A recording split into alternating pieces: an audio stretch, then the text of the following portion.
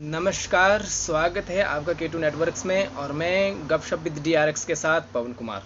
जैसे कि सब जानते हैं कि हर साल सर्दी, खांसी, जुखाम, फूड पॉइजनिंग, फ्लू में से मैक्सिमम जो केस हैं वो फार्मासिस्ट के पास आते हैं और वहाँ से ही डॉक्टर के पास ना जाने के बजाय फार्मासिस्ट से ही सेल्फ बेस पे जो है वो दवाइयाँ खरीदते हैं। तो इस साल वो केसेस कहाँ हैं? क्या केवल कोरोना के ही केस बचे हैं? आज तक ये कोरोना की जो बीमारी थी वो कहाँ थी? इतने साल हो गए हमें यहाँ पर इस धरती पर रहते हुए, कम से कम लगभग 3000 साल से जो है हम इस ज़मीन पर जो है इस धरती पर रह रहे हैं एज ए सोशल एनिमल। तो आज से पहले ये बीमारी थी कहाँ? अब हम बात कर रहे हैं ग्लोबल एनुअल डेथ रेट की, यानी कि वैश्विक मृत्यु दर किसी भी कारण से। तो ये जो मैं डाटा बता रहा हूँ ये है www.microtrends.net पे, जैसे कि आप इसको स्क्रीन पे देख सकते हैं। तो हम बात कर रहे हैं 2000 से लेकर के 2020 के बीच के डाटा की। तो 2000 में जो डेथ रेट था पर 1000 व्यक्ति पर 1000 व्यक्ति में जो डेथ रेट था सालाना वो था 8.647% और ये घट करके 2019 में 7.579% पर 1000 प्रति व्यक्ति जो है रह गया था। तो इसके बाद जो है यही एक्सपेक्टेड है कि 2020 के अंत तक जो है ये डाटा 7.612% जो है रहने वाला है, या इस वेबसाइट के अनुसार जो है रहने वाला है। यदि ये डाटा जो है 8.64% तक भी सीमित रहता है तो भी जो है इसे हम महामारी घोषित नहीं कर सकते, महामारी नहीं मान सकते। तो महामारी मानने के लिए इसे जो है 8, 8.5 और 9 के आसपास का जो है परसेंट रेट जो है ऑक्युपाई करना पड़ेगा। अदरवाइज इस महामारी को एक बिना सोचा समझा, बिना एनालिसिस किया हुआ फैसला माना जाए। अब मैं आप लोगों के सामने कुछ फैक्ट्स और फिगर दिखाना चाहता हूँ, जैसे कि आप स्क्रीन पे देख रहे हैं। हर साल पूरी दुनिया में 3 मिलियन जो मृत्यु होती है वो अल्कोहल की वजह से होती है, इनकी शराब की वजह से होती है। उसका जो कॉज ऑफ डेथ है वो अल्कोहल है। हमारी जो टोटल पॉपुलेशन पूरी दुनिया की इस टाइम की है वो है 7.7 बिलियन, यानी कि 77 अरब पॉपुलेशन है इस टाइम पूरे दुनिया की। और इसके अलावा जो इंडिया की अगर बात करें तो इंडिया में हर दिन जो है 25,000 प्लस जो है मौतें होती है। तो मौत से डरने का तो कोई संबंध ही पैदा नहीं होता, तो हम मौत से क्यों डरें? इन्फ्लुएंजा लाइक इलनेस का जो डेथ रेट है वो एनुअली WHO के अनुसार प्रतिवर्ष जो है 5 से 6.5 लाख है, और इस साल भी इतना ही रहने की इसकी उम्मीद है, या 40 हजार ऊपर नीचे जो है ये हो सकता है इतनी बड़ी पॉपुलेशन में, जहाँ के पूरे दुनिया की पॉपुलेशन 77 अरब जो है इस समय जो है दुनिया की पॉपुलेशन है।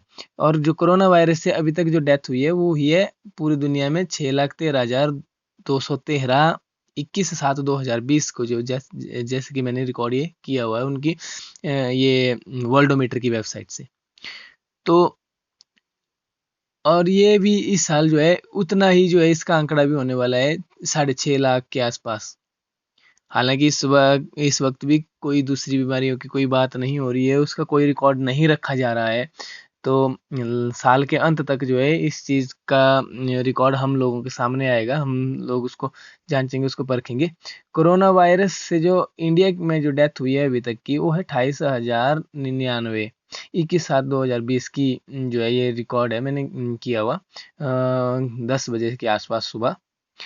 तो इसका जो सोर्स है इन फैक्ट्स और फिगर का वो है इंटरनेट। अब हम बात करते हैं उन 5 देशों की जहां कोविड-19 की संख्या जो है, केसेस की संख्या बहुत अधिक है। तो पहले नंबर पे यूनाइटेड स्टेट 39,000 के आसपास केसेस। दूसरे नंबर पे ब्राज़ील 20 लाख या 21 लाख समथिंग के आसपास केसेस। इंडिया की बात करें 11 लाख प्लस।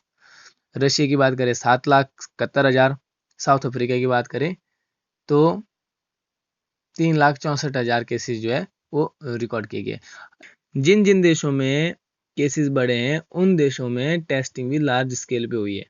और कोविड-19 के टेस्ट की एक खास बात यह है कि जिन देशों में इस संक्रमण के केसेस कम होंगे वहां पर फॉल्स रिजल्ट यानी कि गलत परिणाम आने के चांसेस 100% हैं। यदि अभी तक के रिकॉर्ड्स को देखा जाए और पिछली हिस्ट्री को देखा जाए तो लगता है कि ये जो लॉकडाउन है सरकार के द्वारा लिया गया एक बिना सोचा समझा और बिना एनालिसिस किया हुआ फैसला है।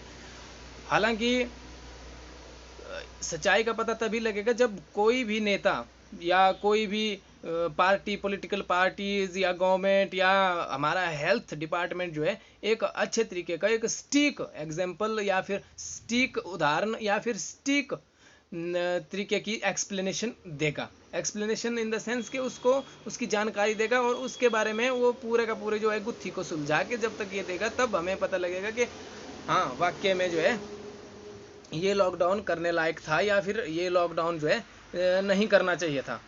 तो इसका जो हमें अभी तक के जो अगर हम गवर्नमेंट के डाटा की बात करें, जो भी डाटा हमारे सामने दिखाई दे रहा है आज से लेकर के जब से ये लॉकडाउन और जब से ये वायरस की शुरुआत हुई है तब से लेकर के अब तक जो ये लॉकडाउन हुआ है, तो उस डाटे को अगर हम मद्देनज़र रखते हैं और अभी तक उस डाटे को एनालाइज करते हैं तो ये सामने आता है कि ये जो लॉकडाउन था ये बिना सोचा समझा लिया हुआ एक फैसला था।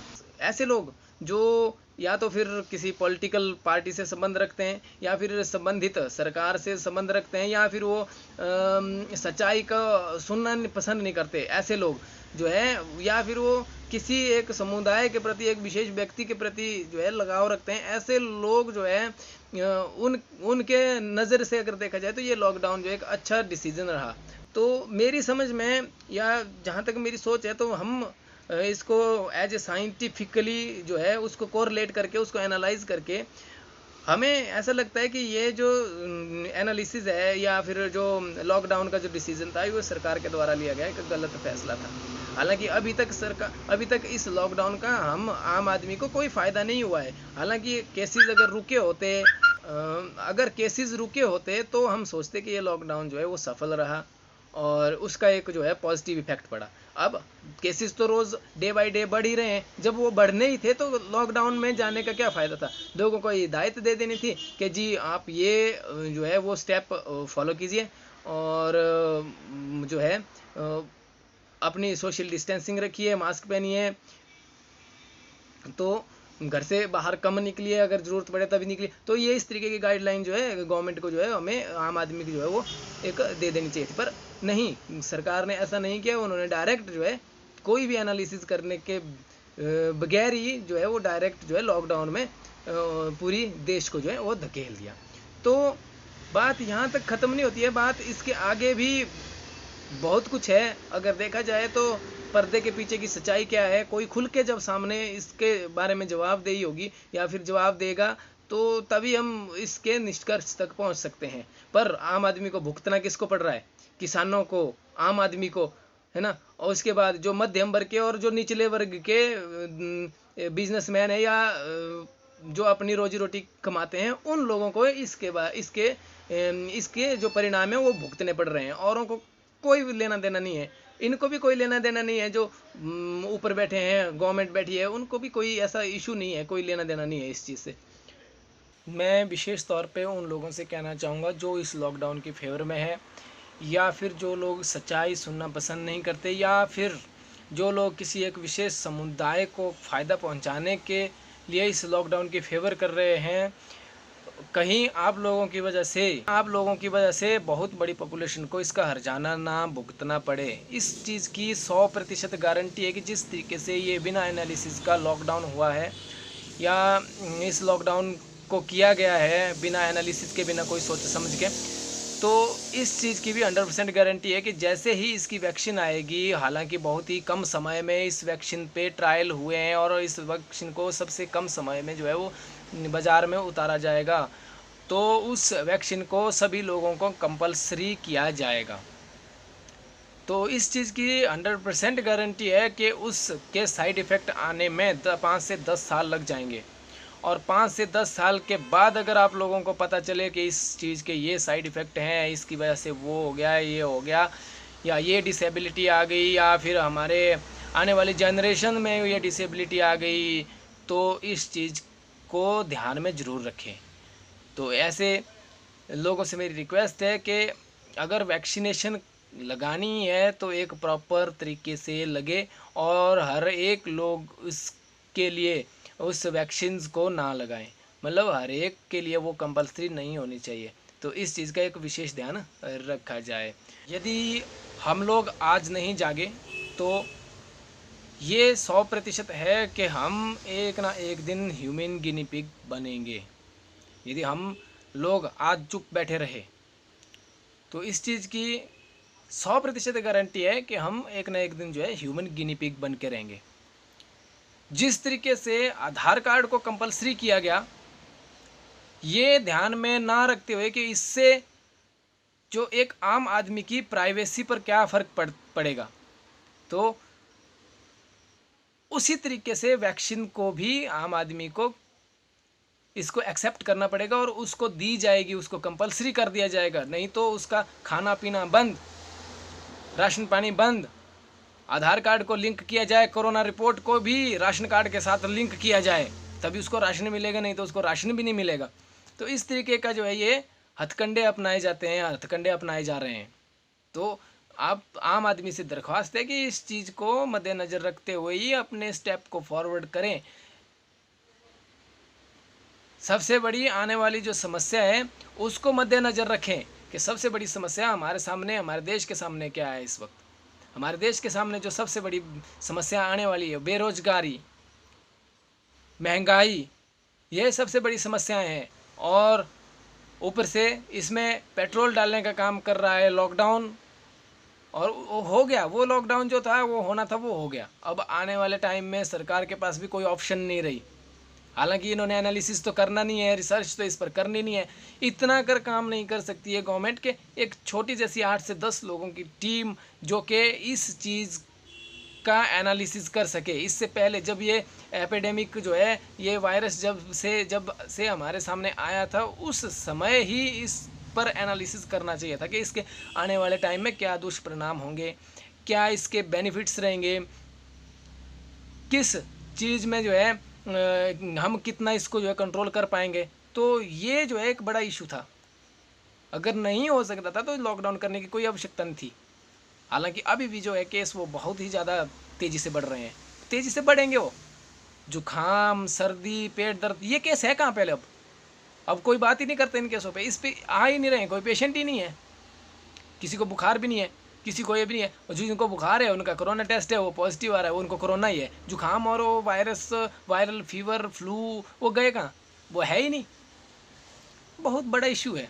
तो इन चीज़ों को मद्देनज़र रखते हुए इन गवर्नमेंट को भी चाहिए कि इन चीज़ पे एक एनालिसिस करें, इन चीज़ों पे रिसर्च करें, आयुर्वेदिक प्रोडक्ट्स को बढ़ावा दें इस एपिडेमिक स्थिति से बाहर निकलने के लिए। क्योंकि हम जानते हैं कि इसका डेथ रेट उतना नहीं है जितना कि लोगों को डराया और धमकाया और बताया जा रहा था। संक्रमण के केसेस जो हैं वो बढ़े हैं, डेथ रेट उतनी ही है, 4 से 500, 500 से 600, इतना ही है। और केसेस कहाँ गए? हार्ट के, बीपी के, वो मृत्यु कहाँ गई? वो कहाँ आ गए? वो भी तो लोग जो मरते थे, पहले से ही मरते आ रहे थे, वो लोग कहाँ हैं? मैं ये नहीं बोलता कि वो लोग मरने चाहिए, नहीं मरने चाहिए, पर जो एक्चुअल में जो पर डे या एनुअल जो डेथ होती है, वो एनुअल जो डेथ रेट है वो सेम है। उसको हम निगलेक्ट क्यों नहीं कर रहे हैं? उनको निगलेक्ट क्यों कर रहे हैं हम? इस साल के अंत तक 2021 को 31 मार्च 2021 तक जो है हमारे सामने पूरा का पूरा डाटा आ जाएगा कि इस लॉकडाउन या इस जो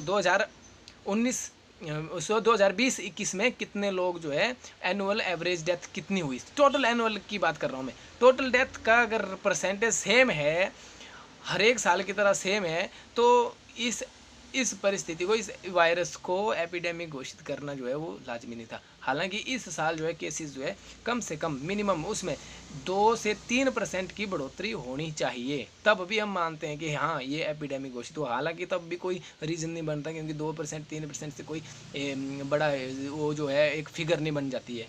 घोषित करने का क्या फ़ायदा, क्यों इसको किया गया बिना एनालिसिस के, इस एपिडेमिक इसको घोषित क्यों किया गया? सिर्फ एक WHO के कहने पर WHO ने इसको डिक्लेयर कर दिया कि ये जो है एक महामारी है, तो इसलिए हम जो है उसकी फेवर करते हैं। उसको फेवर करने के लिए हमारी इतनी बड़ी लार्जेस्ट पॉपुलेशन है, सेकंड लार्जेस्ट पॉपुलेशन है, हमारे पास कोई अपनी एक टीम नहीं है जो कि ऐसी स्थिति को स्पष्ट कर सके, उसको एनालाइज कर सके, उसको पूरे तरीके से उसको मतलब वो कर सके कि हाँ ये जो है वो होना चाहिए, या इस तरीके का एनालिसिस कर सके। तो नहीं, सरकार ने ऐसा नहीं करना, सरकार ऐसा नहीं कर रही है। आम आदमी इसको भुगतना चाहता है, भुगते, उनको कोई लेना देना नहीं है। चलो हम देखते हैं कि अभी आगे आने वाले समय में गवर्नमेंट हमारे लिए क्या करती है। हम सरकार की फेवर करते हैं, तो मैं ऐसा नहीं कि मैं विपक्षी हूँ या मैं किसी विपक्ष की फेवर कर रहा हूँ, मैं अपनी ही गवर्नमेंट की उसकी फेवर कर रहा हूँ कि वो इस चीज़ को समझे और आम आदमी को समझे, ताकि हम आम आदमी का जो जीवन है वो एक अच्छे तरीके से सुचारू रूप से दोबारा से चल पड़े। तो इसी जानकारी के साथ आज के लिए बस इतना सा। गपशप विद DRX में आपके साथ मुलाकात होती रहेगी, तो यूं ही मेरे साथ बने रहिए। मेरे चैनल को सब्सक्राइब, लाइक और शेयर ज़रूर कीजिएगा। तब तक के लिए नमस्कार।